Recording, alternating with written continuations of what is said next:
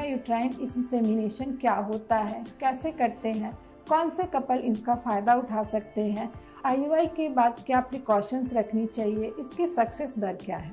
IUI का मतलब होता है इंट्रायूट्राइन इंसेमिनेशन। इसमें हम हस्बैंड के शुक्राणु को महिला के अंदर डालते हैं। इस तकनीक के द्वारा हम यह कोशिश करते हैं कि जो शुक्राणु और अंडे के मिलने का जो टाइम है वो कम से कम हो जाए।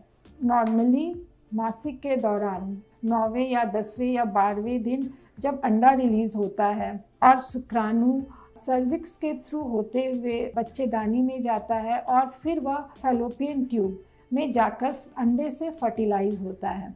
अगर महिला के शरीर में कोई सर्वाइकल इशू हो या फिर बच्चेदानी में कोई दिक्कत हो या ट्यूब में कोई दिक्कत हो तो यह शुक्राणु और अंडे का मिलान नहीं हो पाएगा और प्रेगनेंसी नहीं ठहर पाएगी। आईयूआई करने से पहले कुछ टेस्ट कराने होते हैं, जैसे कि पीरियड्स के दूसरे दिन हमें यह चेक करना होता है कि महिला की AMH क्या है, उसके अंडाशय में अंडे दिख रहे हैं या नहीं दिख रहे हैं। तीसरी चीज़, हस्बैंड के सीमेन रिपोर्ट्स पैरामीटर्स कैसे हैं। चौथी कि ट्यूब्स ओपन है या नहीं है।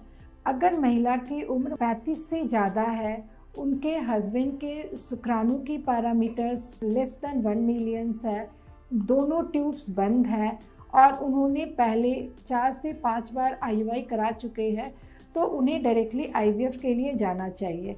अगर महिला की उम्र 35 से कम है, उनकी शादी को 1-2 साल ही हुए हैं और वह कम ड्यूरेशन से मतलब कि 1-2 साल से ही ट्राई कर रही हैं, उनकी AMH मोर देन 1.5 है, ट्यूब्स दोनों खुले हुए हैं, तो वैसी महिला आईयूआई ट्राई कर सकती हैं। आईयूआई की प्रक्रिया हमेशा अंडे बनने की गोली या फिर अंडे बनाने के इंजेक्शंस के साथ कराने से प्रेगनेंसी के सक्सेस अच्छे होते हैं। इस प्रक्रिया में मासिक के दूसरे या तीसरे दिन से आपके डॉक्टर कुछ खाने की गोलियां देंगे, 5 दिनों की गोलियां देंगे। इसके साथ कुछ गोनाडोट्रोपिन नाम के इंजेक्शंस भी आपके डॉक्टर दे सकते हैं। जब पीरियड्स के 9th डे या 10th डे आपको अल्ट्रासाउंड कराने को आपके डॉक्टर बोलेंगे। यह अल्ट्रासाउंड बहुत ज़रूरी होता है, जिसमें आपके डॉक्टर बीच में चेक करते हैं कि आपके अंडे कैसे ग्रो कर रहे हैं। पीरियड्स के 12th डे फिर से एक अल्ट्रासाउंड होएगा जिसमें कि आप पता चलेगा कि आपके अंडे की साइज़ क्या है। जब आपके अंडे की साइज़ 18 से 20 mm की हो जाती है तब एक ट्रिगर इंजेक्शन आपके डॉक्टर देते हैं और उसके 36 से 40 घंटे के बाद आईयूआई का प्रोसेस होता है।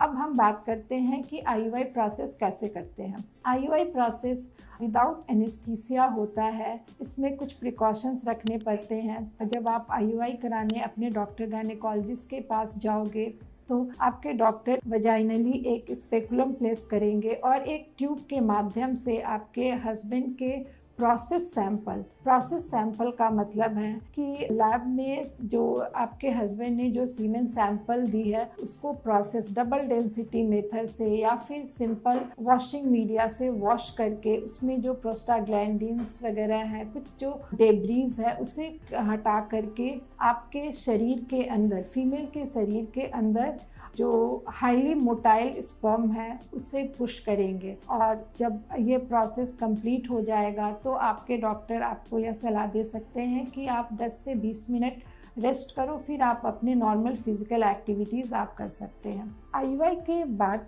कुछ प्रिकॉशंस रखने होते हैं, जैसे कि 10 से 20 मिनट रेस्ट करनी होती है।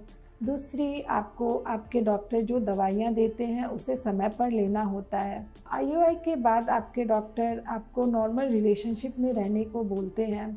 और चौथी चीज़ कि आप अपने normal physical activities, normal lifestyle maintain कर सकते हैं। कुछ खान पान का परहेज होता है, जैसे कि कच्चा पपीता, पाइनएप्पल आपने अवॉइड करनी होती है, हेल्दी डाइट लेनी होती है, बाहर की डाइट को अवॉइड करनी होती है, तली भुनी चीज़ें, मसाले अवॉइड करनी होती है। बात करते हैं साइड इफ़ेक्ट्स की। आईयूआई के बाद कुछ साइड इफ़ेक्ट्स हो सकते हैं। ऐसे आईयूआई एक बहुत ही सिंपल तकनीक है प्रेगनेंसी प्लान करने का, पर कुछ मरीज़ों को इसके बाद पेन की शिकायत होती है। दूसरी, स्पॉटिंग हो सकती है। तीसरी कि अगर पहले से कोई इन्फेक्शन है तो वो एग्रेवेट हो सकता है। अब हम बात करते हैं कि कितनी साइकिल्स IUI कोई भी महिला या कोई भी कपल ट्राई कर सकते हैं। अगर किसी भी महिला की उम्र 35 से कम है, शादी के 1 या 2 साल हुए हैं और इनफर्टिलिटी की जो टाइमिंग है 1 या 2 साल है, तो वह महिला 4 से 5 साइकिल IUI ट्राई कर सकती है। वहीं अगर किसी महिला की उम्र मोर देन 35 है, उनकी शादी को 2 साल से ज़्यादा हो गई है, उनकी AMH 1.5 to 2 है, तो उन्हें 1 से 2 साइकिल IUI के बाद IVF ट्रीटमेंट करानी चाहिए। अब हम बात करेंगे कि IUI की सक्सेस दर क्या होती है। फर्स्ट साइकिल ऑफ IUI के बाद अगर सारे पैरामीटर्स फीमेल्स के मीन्स अच्छे ओवुलेशन हो रहे हैं, उनकी AMH अच्छी है, उनकी ड्यूरेशन ऑफ मैरिज कम है, ड्यूरेशन ऑफ इनफर्टिलिटी कम है, तो इनके चांसेस 10 से 15% होते हैं। वहीं अगर किसी महिला की एज ज़्यादा है, मीन्स मोर देन 35 है, AMH कम है, शादी को काफ़ी साल हो चुके हैं, इनफर्टिलिटी को काफ़ी साल हो चुके हैं, तो इनमें यह सक्सेस दर कम हो कर के 5 से 7% हो जाते हैं। अगर IUI से संबंधित आपके कोई भी क्वेरी हैं तो आप कमेंट बॉक्स पर जाकर लिख सकते हैं।